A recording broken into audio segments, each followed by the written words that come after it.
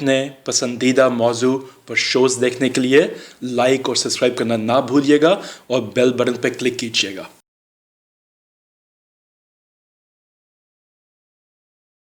Programme हकायक में आज हम फिर बात करने जा रहे हैं प्राइम मिनिस्टर की उस स्कीम पे जो नया पाकिस्तान नए घर के बारे में अनाउंस की थी, जिसमें आम बंदे को फ़ायदा पहुंचाने के लिए ये ऐलान किया गया था कि जो 5 मरले के घर के लिए कर्जा लेना चाहेगा उसको सिर्फ 5% सूद देना पड़ेगा और जो 10 मरले तक घर लेगा उसको सिर्फ 7% सूद देना पड़ेगा।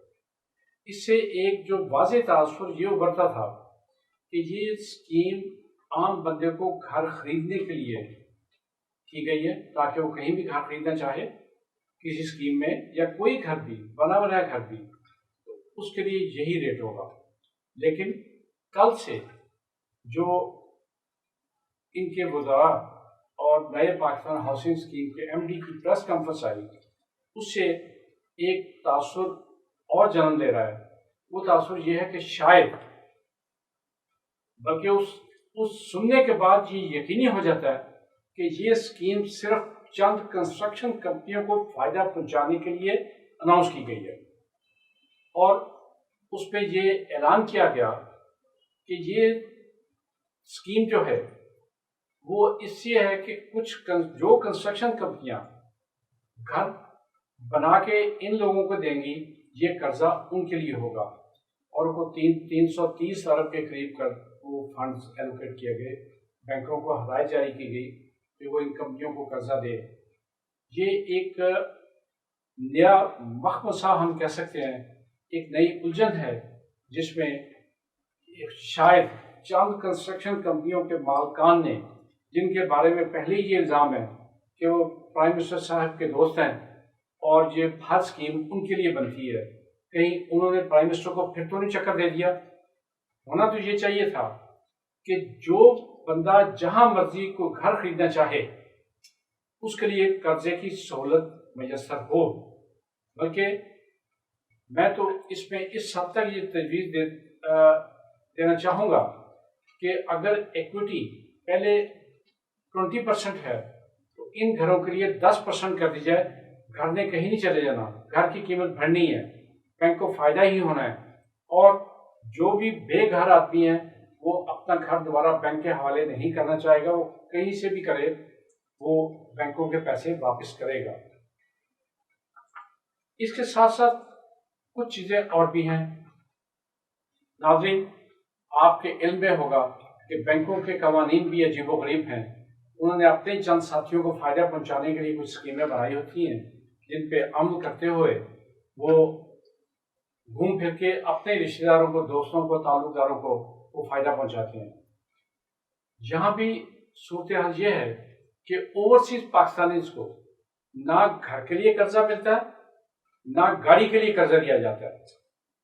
हालांकि वो पाकिस्तान की इकोनॉमी में मेजर रोल अदा कर रहा है ओवरसीज पाकिस्तानी।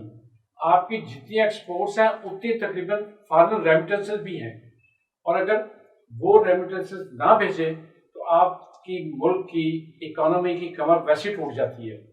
तो क्या वो घर उठा के अमेरिका, फ्रांस, दुबई या सऊदी अरब ले जाएगा? घर तो यहाँ का यही है।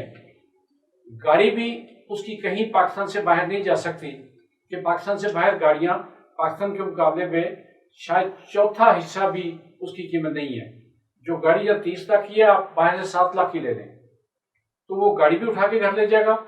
लेकिन इन लोगों को, जो मैं समझता हूँ और मैं इस पर कोई मौजूद खा नहीं हूँ, ये मंबा जहालत है।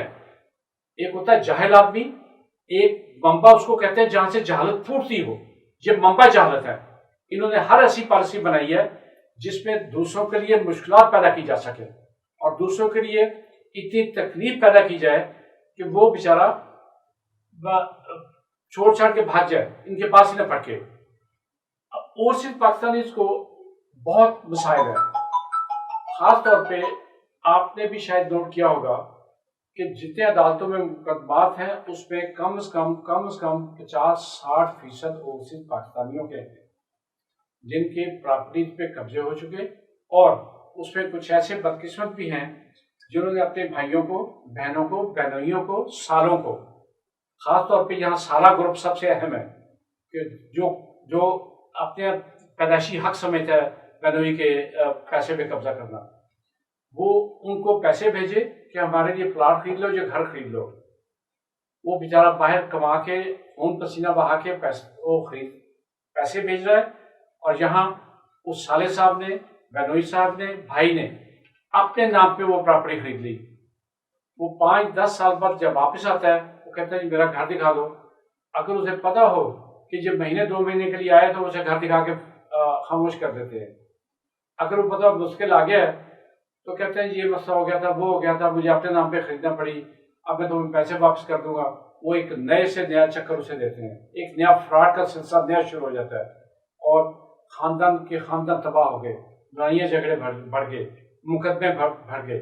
اگر یہی بینک اوورسیز پاکستانی کو ڈائریکٹ گھر خریدنے کے لیے قرضہ دینا شروع کر دیں اسی ریشو پہ، جس ریشو پہ انہوں نے اناؤنس کیا ہے، تو میں سمجھتا ہوں کہ وہ ان کا اعتماد بڑھے گا، پاکستان میں مقدمے بازی کم ہوگی، اور ان کی جو خون پسینے کی کمائی ہے وہ اپنی صحیح جگہ پہ جائے گی.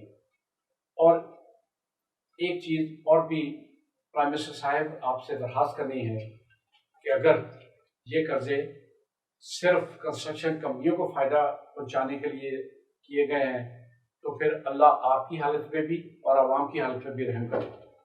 اور اس کے ساتھ ہوگا کیا، چند بڑے شہروں تک یہ قرضے محدود رہ جائیں گے. ان بڑے شہروں پر پہلے ہی بہت دباؤ ہے. آپ چاہتے ہیں کہ آبادی کا پھیلاؤ زیادہ ہو، نئے شہر بنے، اور لوگ جن شہروں پہ دباؤ زیادہ ان سے مائگریٹ کر کے نئے شہروں کی طرف منتقل ہوں. جیسا ابھی ایک اسکیم اناؤنس کیا کہ لاہور میں 1,10,000 ایکڑ پہ ایک نیا شہر لاہور کے قریب بسایا جائے گا. تو اگر یہ اسکیم ہر شہر کے لیے ہو، اور اس کو توجہ زیادہ یہ نہ دی جائے کہ یہ کراچی، لاہور، فیصل آباد، سیالکوٹ وغیرہ شہروں کے لیے ہے، تو پھر آبادی کا پھیلاؤ زیادہ ہو جائے گا اور دباؤ رک جائے گا. تو یہ چیزیں ایسی غور کرنے والی ہیں. اور تیسرا یہ کہ اسٹیٹ بینک کی مانیٹرنگ، میں نے پہلے بھی کہا تھا، بینکوں کی مانیٹرنگ کے لیے ماہرین بٹھائے جائیں جو یہ دیکھیں کہ یہ کسی خاص طبقے کو فائدہ تو نہیں پہنچ رہا، کسی دوستوں کے گروپ کو تو فائدہ نہیں پہنچ رہا، اور کیا عوام تک اس اسکیم کا فائدہ منتقل ہو رہا ہے.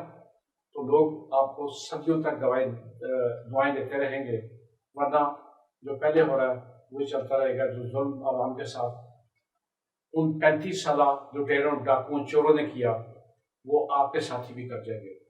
اللہ آپ کو محفوظ رکھے. آپ کا نام اچھا ہے، آپ کے نام پہ ابھی تک بددیانتی کا کوئی دھبا نہیں، اور اللہ کرے ایسا ہی ہو. ناظرین، امید ہے آپ بھی ہماری آواز کو آگے تک پہنچائیں گے کہ یہ قرضے شفاف طریقے سے دیے جائیں اور ہر بندے کے لیے ہو. یہ نہ ہو کہ صرف کنسٹرکشن کمپنیاں اپنی جیبیں بھریں اور ایک طرف حکومت کو لوٹیں 5-10-7% پہ، دوسری طرف عوام کو لوٹیں کہ ہر گھر میں سے 20-25 لاکھ روپے کا نفع پائے. بہت شکریہ. اللہ حافظ. اپنے پسندیدہ موضوع پر شوز دیکھنے کے لیے لائک اور سبسکرائب کرنا نہ بھولیے گا، اور بیل بٹن پہ کلک کیجیے گا.